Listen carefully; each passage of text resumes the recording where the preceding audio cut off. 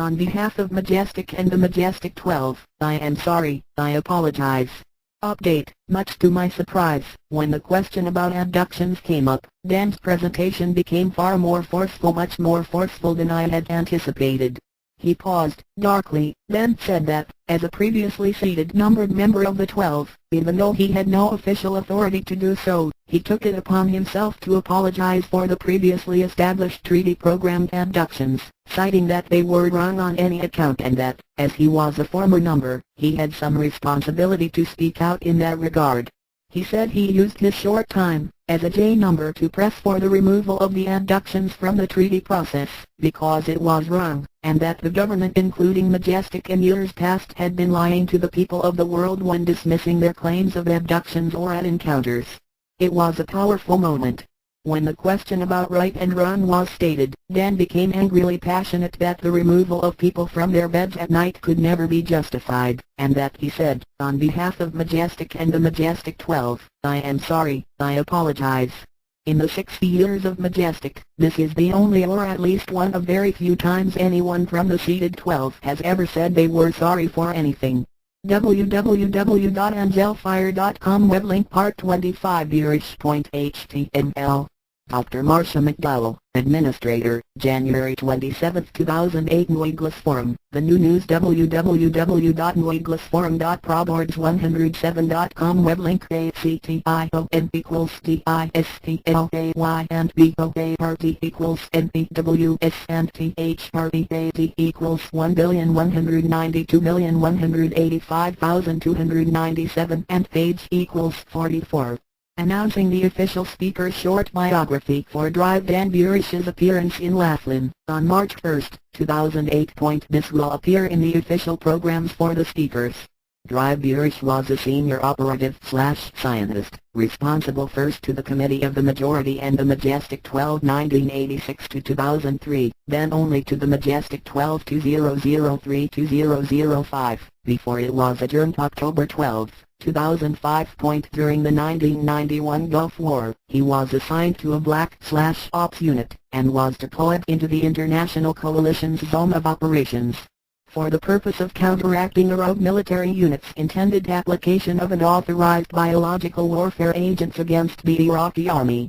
Dr. Burish's helicopter was hit by enemy fire, killing one occupant, and crashed. Before being evacuated by the accompanying chopper, he was forced to defend himself in close combat. After his return, he was ultimately assigned, as a microbiologist via the Papoose Lake Facility S4 and operated as a working group leader on Project Aquarius, where his responsibilities included leading a group of scientists in the investigation of a J-Rod extraterrestrial entity neuropathy. Such investigation included his being introduced into a clean sphere containment unit and interacting directly with the J-Rod, then processing, evaluating, and transforming tissue samples for reintroduction into the J-Rod, with the intent to ameliorate the pathology. In the late 1990s, Dr. Burish was formally censured by the Committee of the Majority for his violation of direct orders, but had his academic credentials restored in 2006 by intervention of a very private religious order, based in France. His credentials may be verified upon request. During 2005, for a short time, Dr. Burish sat as a pro tem member of the Majestic 12, as MJ number 9, and was finally assigned as H1 Madge, the designated person to disclose the extraterrestrial human lineage time travel information. He completed his final orders in September 2006, and is retired from service. Dr. Burish continues to conduct and publish research, as Chief Scientist of the Eagles to Bay Research Consortium and Corporate Director of Eagles to Bay, Incorporated, with Dr. Marcia McDowell President, Eagles to Bay, Incorporated. Their publications include the image analysis of Mars anomalies, acoustic research aimed toward the healing arts and sciences, and an unusual discovery, designated Lotus. Dr. Burish will make an announcement about Lotus during his interview by Mr. Simone. A New Day. 3/1 Laughlin. Search the web. Angelfire Report 34. Rob's narrative continues. www.nueglessforum.proboards107.com web link. BOA party equals NPWS and ACTION equals DISTLAY and THREAD equals 90 and page equals 1. Note the photos on the Eagles forum are not displayed here due to copyright. Rob, the whole Eagles team has arrived in Las Vegas, safe and sound. G. The letters have pounded Dr. Marcy's email. People can do their own research, but no, Dr. Audi came to Caltech in the fall 2004, almost 2 years after the Rense.com article. He has academic history in Switzerland and France and is a fellow of the University of Provence, and was also educated in Paris. Doctors Burish and McDowell have been invited to Caltech, not having anything to do with the looking glass. They have been invited to demo Lotus and they will ask the academicians present for their advice. They are going to demo Lotus, not anything else. This happened quite naturally. Dr. Audi introduced himself to doctors Burish and McDowell in December 2006, and he invited them for this seminar on January 22, 2007. That means that they knew about it when they were last at Laughlin being interviewed by Jerry Pippin.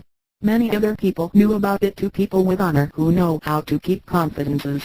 Here is the auditorium at Caltech they will be speaking in. Mongrel will add many more images tomorrow. Once the conversation between Rob Simone and Dan was finished, questions were taken. Dan spoke about the Lotus, unity for humanity, something very important in the wake of what we just learned about the efficiency of the looking glass, an efficiency which has now been proven to be much larger than false prophets. At more than one time, people broke into applause at Dr. Dan's oration about unity. Here is Russell Targ questioning Dr. Dan. Russell Targ is a physicist, author, and pioneer in the use of lasers and remote viewing. He is a remote viewing legend. Drive Dan's concession of a point to a person his senior, and the way Dan put it with during the questions/answers got a chuckle from the audience. Does Targ's presence at the conversation between Simone and Burish square with the blabber some do on the internet about no interest? No, it doesn't seem to. Here's our favorite Eagles team captain. Dr. Dan loved meeting him and his lady. Who is that behind the team captain, the gentleman? Dr. J.J. Hurtak. He was there. Here's Dr. Hurtak speaking with Dr. Dan. Dr. Hurtak was especially kind to Dan in his comments. He said that Dr. Dan's account and his research have created a new benchmark for everyone. That caused another round of applause for Dr. Hurtak and Dr. Dan. Here's Ron Garner. Mr. Garner thanked Dr. Dan for him adding his name to the thanks slide. Mr. Garner also presented heavy support to Dr. Dan and advised how certain people could access certain videos that evening. Meetings happened after the IUFOC. It's Dr. Roger Lear. The presentation time ran out, so Dr. Dan left the stage and shook Dr. Lear's hand. They continued a conversation backstage afterward. Dr. Hurtak and his lovely wife visited with Drs. Burish and McDowell backstage, too. That content isn't available, but photos may be, in the future. Dr. Burish also said that Bob Brown spoke with him and they shared positive comments back and forth, backstage, and Bob was the person to introduce Rob and Dr. Dan. Here is the man who named Dr. Dan, mumbles. Look at these guys. Before I end posting for the night, let's look one more time at these good people. Tomorrow we'll talk about beer and shrimp. In the final analysis it all boils down to just two little words: Eagles disobey. Cheers.